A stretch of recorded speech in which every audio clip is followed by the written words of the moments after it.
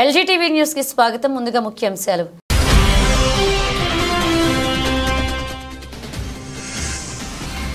బడ్జెట్లో తెలంగాణకు కేటాయింపులు జరిగాయి. కీలక విషయాలు వెల్లడించిన కేంద్ర మంత్రి.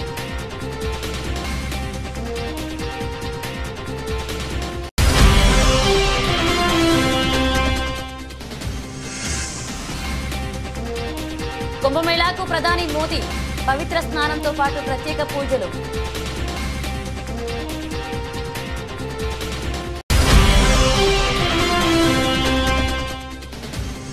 విద్యా వ్యవస్థపై ప్రధాని మోదీ సంచలన వ్యాఖ్యలు. పోలింగ్ ముందు ఆమ్ ఆద్మీ పార్టీపై బాంబు పేల్చిన ప్రధాని Modi.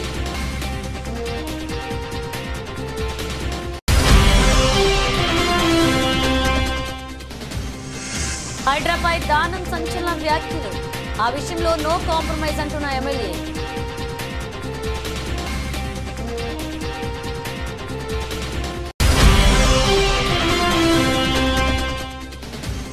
Trump Modi big meeting కు రంగం సిద్ధం. ప్రధాని అమెరికా టూర్ షెడ్యూల్స్ ఫిక్స్ చేసిన అధికారులు.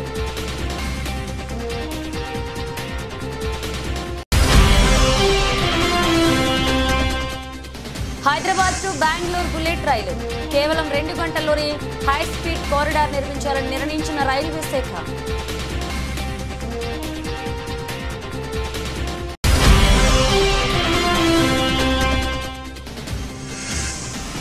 బ్యాటింగే చేస్తానంటే సరిపోదు, అభిషేక్ కు హర్భజన్ వార్నింగ్.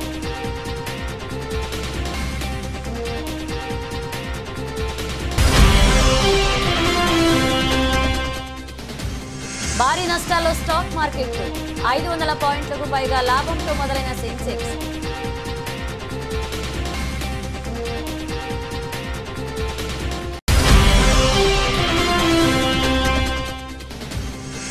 అందనంత ఎత్తుకు పసిడి. తెలుగు రాష్ట్రాల్లో 84,000 దాటేసిన బంగారం.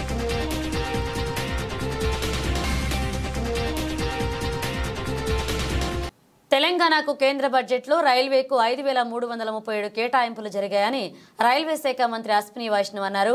ఉమ్మడి ఆంధ్రప్రదేశ్లో యూపీఏ హయాంలో 886 కోట్లు మాత్రమే ఇచ్చారని తెలిపారు. ఢిల్లీలో అశ్విని వైష్ణవ్ మీడియా సమావేశంలో మాట్లాడుతూ తెలంగాణలో 41,667 కోట్ల పెట్టుబడి పెట్టామని చెప్పారు. తెలంగాణలో 1,322 కిలోమీటర్ల కవచ్ ఏర్పాటు చేస్తామని తెలిపారు.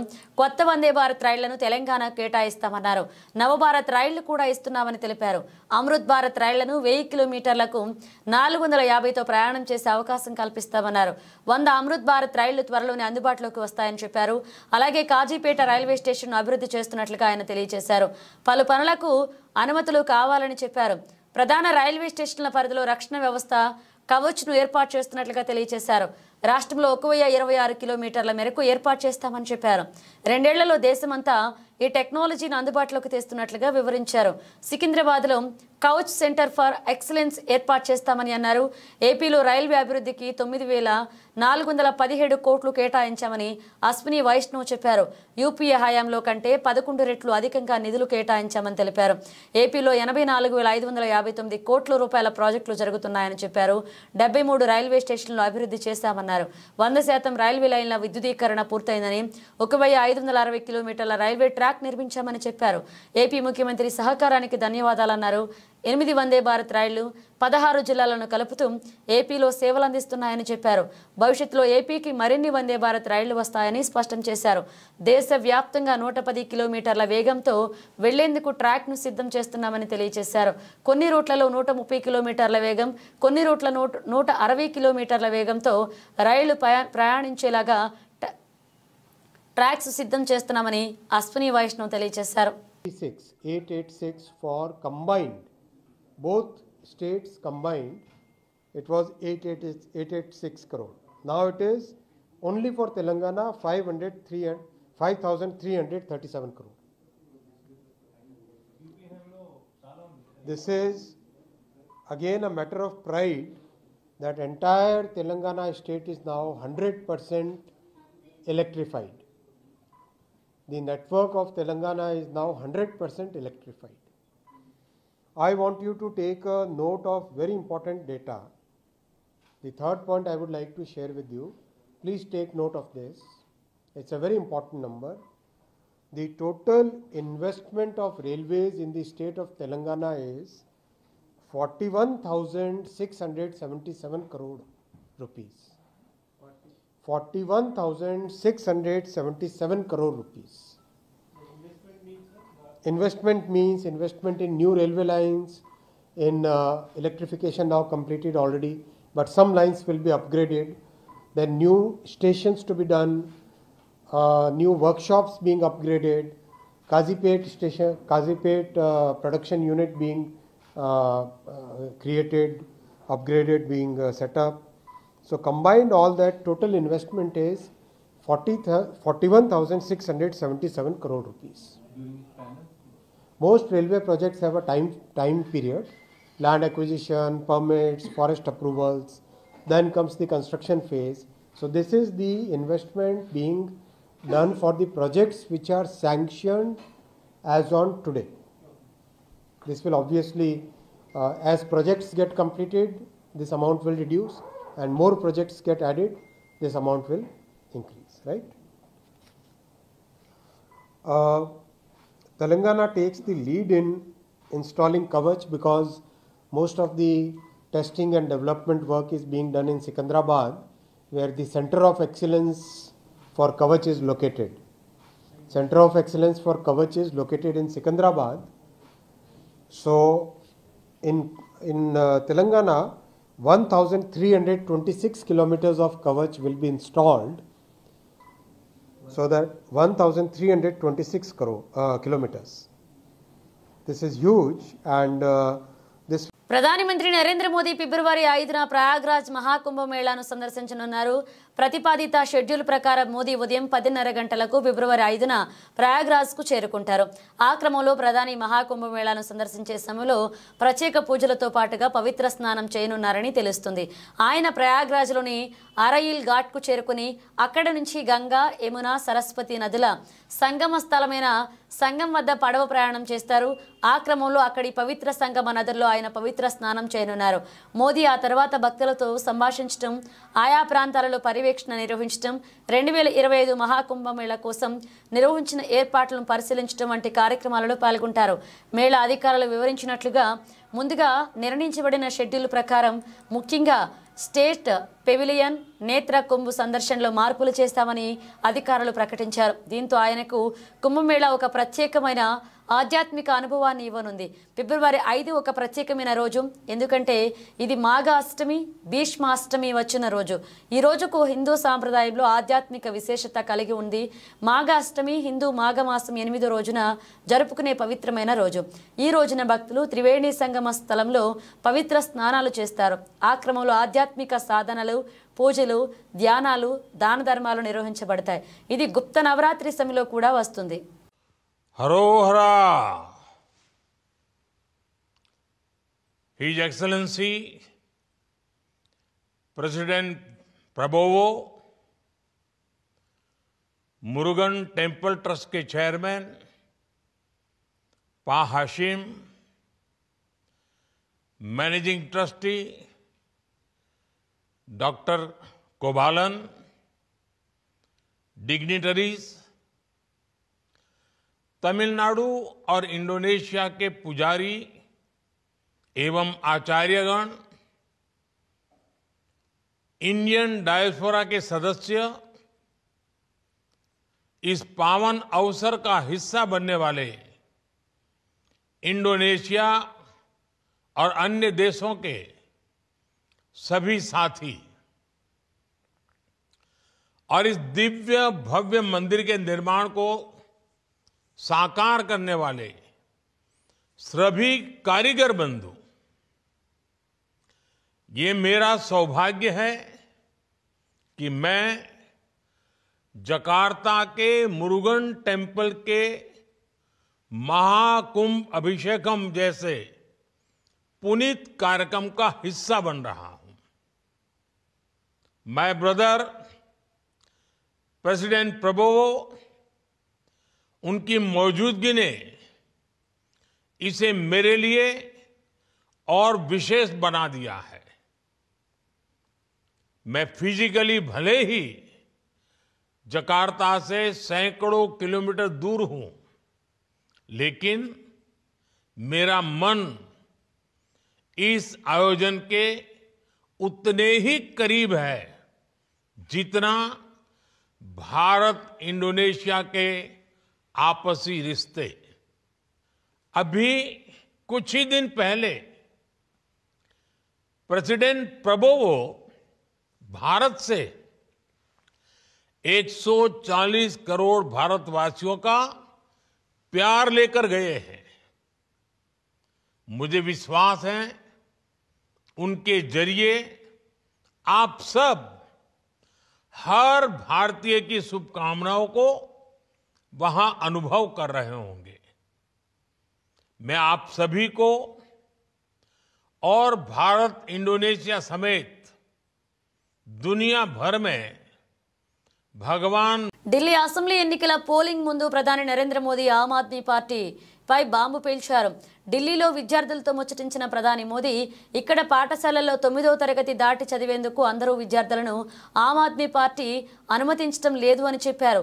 కేవలం పాస్ అవుతారన్న గ్యారంటీ ఉన్న వారికి మాత్రమే పై తరగతులకు పంపిస్తున్నారని తెలిసిందన్నారు. రిజల్ట్ సరిగా రాకపోతే ప్రభుత్వం పరువు పోతుందని వారు భావిస్తున్నారని ఫైర్ అయ్యారు. విద్యార్థులను పై చదువులు చదవకుండా విద్యా వ్యవస్థలను అవినీతికి పాల్పడుతుంది అన్నారు. ఆ ప్రతిష్టను పెంచుకునేందుకే విద్యార్థుల భవిష్యత్తును నాశనం చేస్తున్నారని మోదీ మండిపడ్డారు.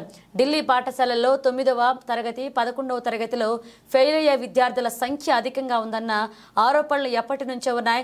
9వ తరగతిలో ఏటా 1,00,000 మందికి పైగా ఫెయిల్ అవుతున్నారని విద్యాశాఖ లెక్కలు చెబుతున్నట్లుగా సమాచారం.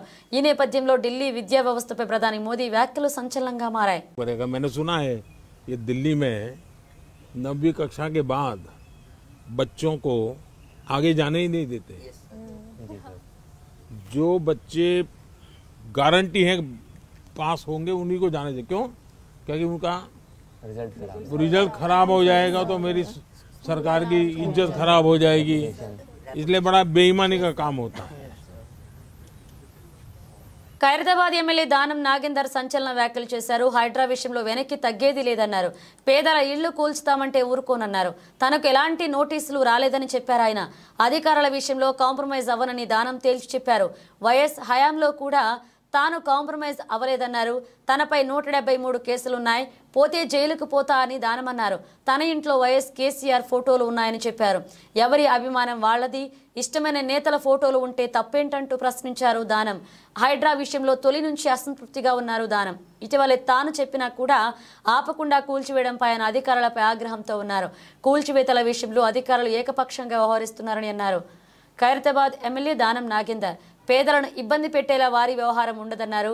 కూల్చివేతలు చేపట్టాలని భావిస్తే ముందు ఓల్డ్ సిటీ నుంచే మొదలు పెట్టాలని ఇటీవలే ఓ మీడియాతో మాట్లాడుతూ అధికారులకు సవాల్ విసిరారు. ఈ అంశంలో తమకు నిద్ర లేకుండా పోయిందన్నారు. కొందరు అధికారులు తామే సుప్రీం అన్నట్లుగా వ్యవహరిస్తున్నారని ఆరోపించారు దానం నాగేందర్. అధికారులకు పూర్తి స్వేచ్ఛ ఇస్తే ప్రభుత్వాలు నిలబడవన్నారు.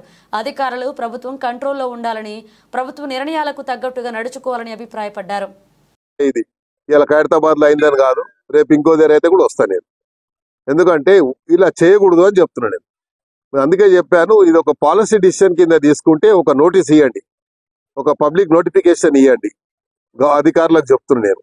మీరు ముఖ్యమంత్రి గారి దగ్గరనో లేకుంటే డిపార్ట్మెంట్ నుంచి ఏదైనా ఆదేశాలు వస్తే నోటిఫికేషన్ ఇచ్చి ఈ ప్రాంతంలో ఇది సెట్ బ్యాక్ ప్రోగ్రామ్ ఉంది అని చెప్పండి.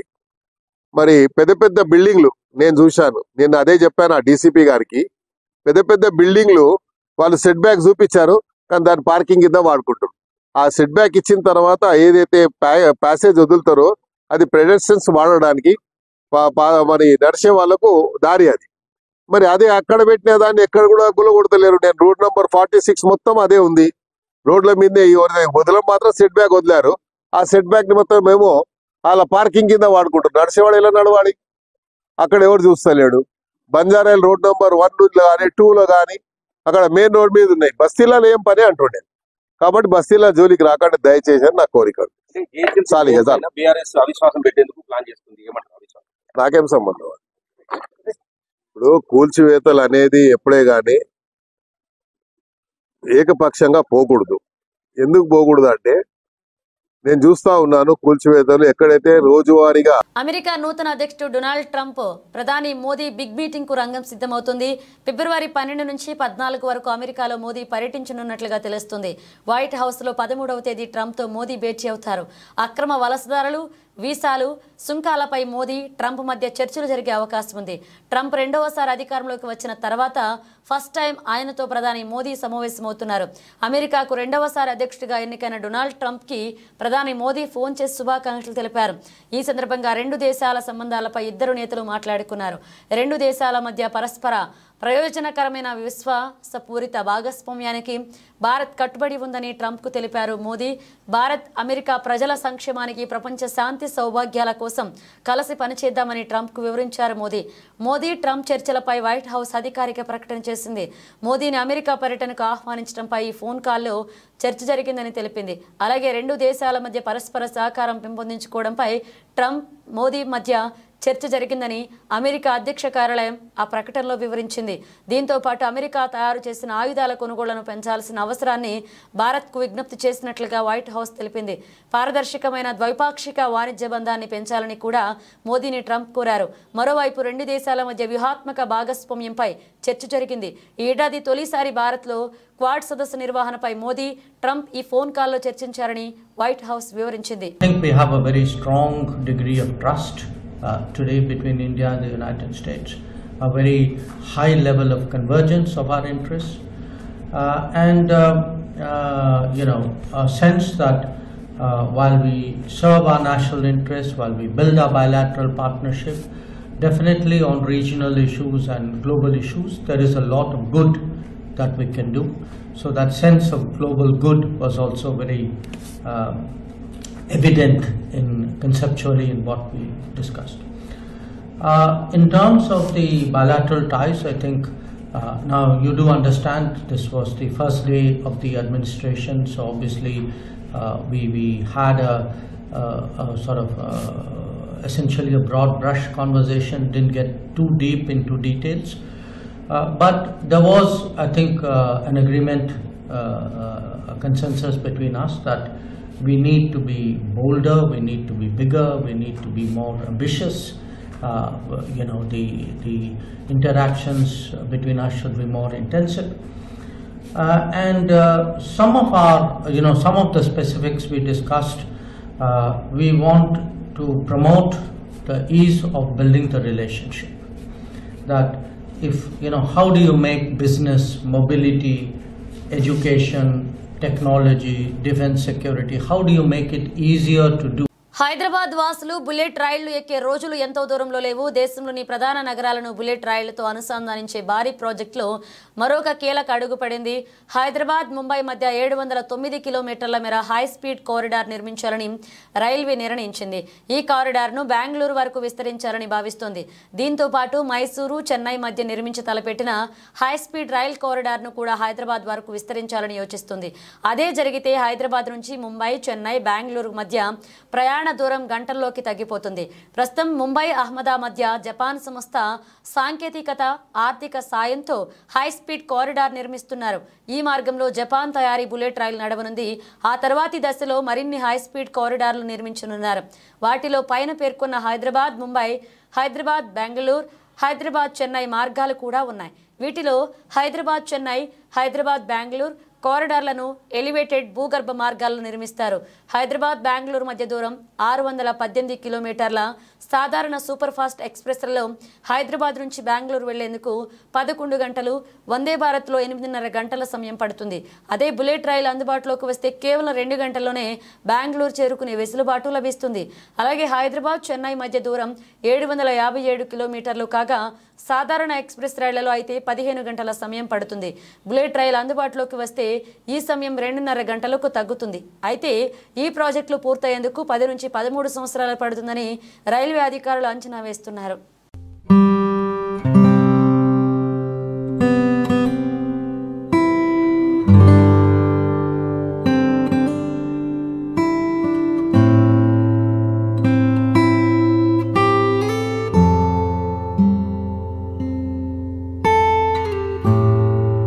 భారత young opener spinner Abhishek Sharma super సెంచరీతో ఓవర్ నైట్ హీరో అయిపోయాడు. ఐపీఎల్ ఇన్నింగ్లలో ఫేమ్ సంపాదించుకున్న ఈ లెఫ్ట్ హ్యాండ్ బ్యాటర్ ఇంగ్లాండ్పై సెంచరీతో ఇంటర్నేషనల్ క్రికెట్లోనూ తన ముద్ర వేశాడు. అతడి నాక్పై దిగ్గజ స్పిన్నర్ హర్భజన్ సింగ్ స్పందించాడు. ప్రతి బ్యాటర్ కెరీర్లో చెప్పుకోదగ్గ నాక్స్ కొన్ని ఉంటాయి. కెరీర్ ముగిశాక వెనక్కి తిరిగి చూసుకుంటే అవే గుర్తుకు వస్తాయి. అయితే అలాంటి ఇన్నింగ్స్ అంత ఈజీగా రావు. కొన్నేళ్ల పాటు ఆడుతూ పోతేనే ఇది సాధ్యం. అయితే కొందరు చిచ్చర పిడుగులు మాత్రం కెరీర్ స్టార్టింగ్లోనే మెమరబుల్ నాక్స్ ఆడి ఆశ్చర్యపరుస్తుంటారు. Team India young opener Abhishek Sharma అదే పని చేశాడు. ఇంగ్లాండ్తో జరిగిన 5వ టీ20లో అతడు ఆకాశమే హద్దుగా చెలరేగాడు. 54 బంతుల్లో 135 పరుగుల ఇన్నింగ్స్తో విధ్వంసం సృష్టించాడు. 7 4లు 13 6లతో ప్రత్యర్థి బౌలర్లను ఊతకోచ కోశాడు. అలాంటోడిపై దిగ్గజ స్పిన్నర్ హర్భజన్ సీరియస్ అయ్యాడు. ఇంగ్లాండ్తో టీ20లో బ్యాటింగ్లో సెంచరీతో వీరవిహారం చేసిన అభిషేక్ శర్మ బౌలింగ్లోనూ సత్తా చాటాడు. ఒక ఓవర్ వేసి 3 పరుగులిచ్చి 2 కీలక వికెట్లు పడగొట్టాడు. అప్పుడప్పుడు బౌలింగ్ చేసే ఈ లెగ్ స్పిన్నర్ బ్రేక్ త్రూలు అందిస్తూ తనలోని స్పిన్ నైపుణ్యాన్ని బయటపెడుతూ వస్తున్నాడు. అయితే ఇదే అంశంపై హర్భజన్ సీరియస్ అయ్యాడు. అభిషేక్ బ్యాటింగ్ మీద దృష్టి పెడుతున్నాడు అని, మరి బౌలింగ్ ఎవరు చేస్తారని ప్రశ్నించాడు బజ్జీ. అతడితో మంచి లెగ్ స్పిన్నర్ దాగి ఉన్నాడని, బౌలింగ్ స్కిల్స్ను మెరుగుపరుచుకుంటూ అంటూ అభిషేక్కు అతడి వార్నింగ్ ఇచ్చాడు. ఈ విషయంలో గతంలోనూ పలుమార్లు సూచనలు చేసినా అతడు పట్టించుకోలేదు అని సీరియస్ అయ్యాడు బజ్జీ. అంతర్జాతీయ మార్కెట్లలో బలహీన సంకేతాలు ఉన్నప్పటికీ కనిష్టాల వద్ద మదుపర్ల కొనుగోళ్లు సాగిస్తుండటంతో మంగళవారం ఉదయం దేశీయ సూచీలు లాభాల బాటలో సాగుతున్నాయి. ఈ వారంలో 5, 6 తేదీల్లో ఆర్బీఐ ద్రవ్య పరపతి మీటింగ్ జరగనుంది. కీలక వడ్డీ రేట్లకు 0.25% తగ్గించవచ్చని మార్కెట్ నిపుణులు అంచనా వేస్తుండడం కూడా మార్కెట్ సెంటిమెంట్ను బలపరుస్తుంది. దీంతో సెన్సెక్స్, నిఫ్టీ లాభాలతో మొదలయ్యాయి. సోమవారం ముగింపు 77,186తో పోల్చుకుంటే మంగళవారం ఉదయం 500 పాయింట్లకు పైగా లాభంతో మొదలైన సెన్సెక్స్ ఆ తర్వాత మరింత లాభాల్లోకి దూసుకువెళ్లింది. ఒక దశలో దాదాపు 750 పాయింట్లకు పైగా లాభపడి 77,951 వద్ద గరిష్టానికి చేరుకుంది. ప్రస్తుతం ఉదయం 10 గంటలకు సమయంలో 692 పాయింట్ల లాభంతో 76,878 వద్ద కొనసాగుతుంది. మరోవైపు నిఫ్టీ కూడా సెన్సెక్స్ బాటలోనే కదులుతుంది. ప్రస్తుతం 204 పాయింట్ల లాభపడి 23,565 వద్ద కొనసాగుతుంది. HDFC bank, Infosys, ICICI bank తదితర హెవీ వెయిట్ షేర్లలో కొనుగోళ్ల సూచీలను లాభాల వైపు నడిపిస్తున్నాయి. సెన్సెక్స్లో Motherson, Sona, BLW, ABB India, Bank of India షేర్లు లాభాల్లో ఉన్నాయి. ట్రెడ్, అలాగే Tata chemicals, Berger paints, United Breweries షేర్లు భారీ నష్టాల్లో ఉన్నాయి. నిఫ్టీ మిడ్ క్యాప్ ఇండెక్స్ 898 పాయింట్ల లాభంతో కొనసాగుతుంది. బ్యాంక్ నిఫ్టీ 743 పాయింట్ల లాభంతో ఉంది. డాలర్తో పోల్చుకుంటే రూపాయి మారకం విలువ ప్రస్తుతానికి 87.02గా ఉంది.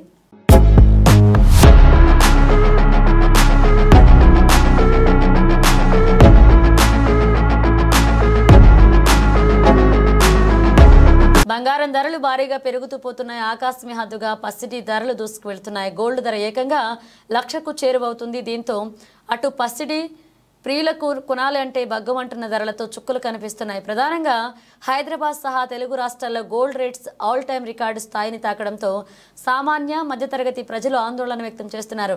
గోల్డ్ ధర పెరగడానికి ప్రధాన కారణం అంతర్జాతీయంగా నెలకొంటున్న పరిస్థితులే అంటున్నారు మార్కెట్ విశ్లేషకులు. మరోవైపు పెళ్లిళ్ల సీజన్ ప్రారంభమైంది. ఈ నేపథ్యంలో బంగారు ఆభరణాలు కొనుగోళ్లు చేసేందుకు జనం ఎక్కువగా ఆసక్తి చూపిస్తున్నారు. ఈ కారణంగా కూడా బంగారం ధరలు భారీగా పెరుగుతున్నాయి. భారతదేశ వ్యాప్తంగా ఈరోజు బంగారం ధరలు పరిశీలించినట్లయితే 22 క్యారెట్ల బంగారం ధర 1 గ్రాము 7,704 కాగా 24 క్యారెట్ల బంగారం ధర 1 గ్రాము 8,404గా పలుకుతుంది. ఇక దేశంలోని ప్రధాన నగరాలు, పట్టణాల్లో పసిడి ధరలు ఎలా ఉన్నాయో పరిశీలించినట్లయితే హైదరాబాద్ 10 గ్రాముల పసిడి 22 క్యారెట్ల ధర 77,040గా ఉంది. 24 క్యారెట్ల బంగారం ధర 84,040గా కొనసాగుతుంది. విజయవాడలో 10 గ్రాముల పసిడి ధర 22 క్యారెట్ల ధర 77,040గా ఉంది. 24 క్యారెట్ల బంగారం ధర 84,040గా కొనసాగుతుంది.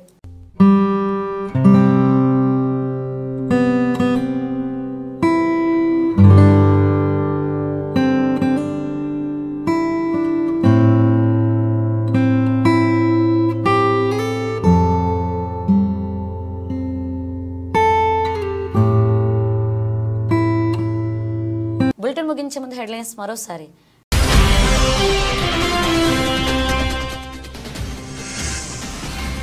బడ్జెట్లో తెలంగాణకు కేటాయింపులు జరిగాయి. కీలక విషయాలు వెల్లడించిన కేంద్ర మంత్రి.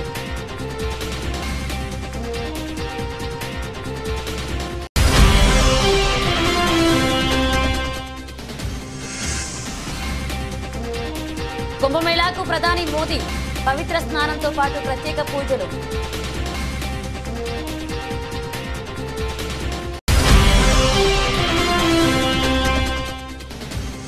విద్యా వ్యవస్థపై ప్రధాని మోదీ సంచలన వ్యాఖ్యలు. పోలింగ్ కు ముందు ఆమ్ ఆద్మీ పార్టీపై బాంబు పేల్చిన ప్రధాని Modi.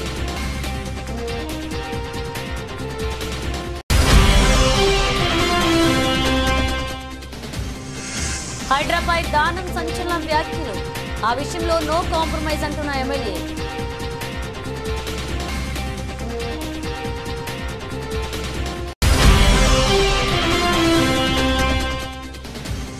Trump Modi big meeting కు రంగం సిద్ధం. ప్రధాని అమెరికా టూర్ షెడ్యూల్స్ ఫిక్స్ చేసిన అధికారులు.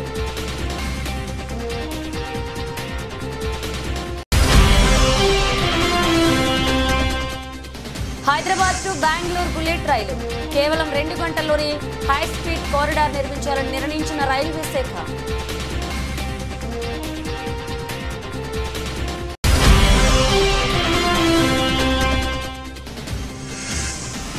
బ్యాటింగే చేస్తానంటే సరిపోదు, అభిషేక్ కు హర్భజన్ వార్నింగ్.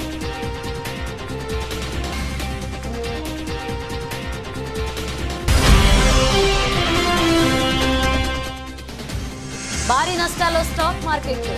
500 పాయింట్లకు పైగా లాభంతో మొదలైన సెన్సెక్స్.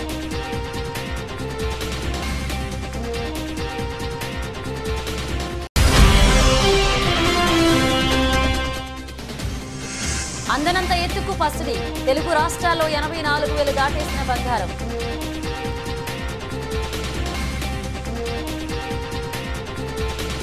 ఇవి బులెటిన్ అప్డేట్స్. మరిన్ని అప్డేట్స్తో మళ్ళీ కలుద్దాం.